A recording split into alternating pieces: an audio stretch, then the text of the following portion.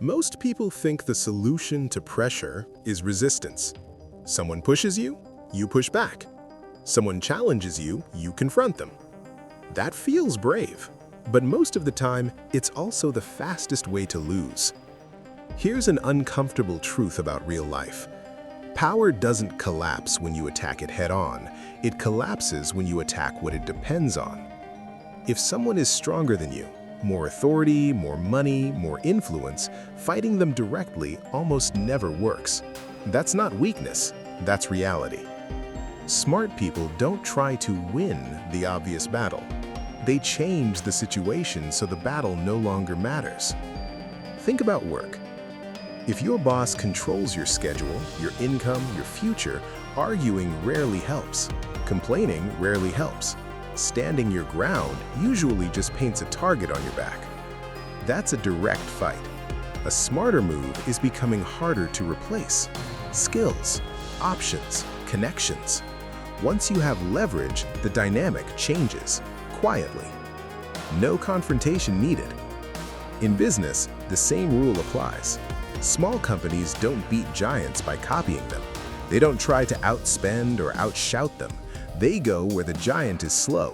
They serve customers the giant ignores. They solve problems that aren't flashy enough for big players. They don't attack strength, they pressure weakness. That's how real competition works. Now let's talk about relationships. When someone tries to control you, arguing about fairness rarely frees you. Independence does. The moment you stop needing approval, permission, or validation, control loses its grip. You didn't win the argument, you made the argument irrelevant. And that's the key idea most people miss. Winning isn't about force, it's about positioning. Most people exhaust themselves fighting the loudest problem instead of addressing the quiet leverage behind it. They argue instead of repositioning. They react instead of planning. They confront instead of outgrowing. This isn't about manipulation, it's about understanding how power actually functions. Ask yourself this question instead of getting angry. What does this person, system, or situation rely on? Because once you see that, you stop wasting energy on emotional battles. You stop trying to prove a point. You stop chasing validation.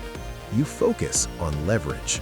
And leverage doesn't scream, it doesn't argue, it doesn't announce itself. It simply works.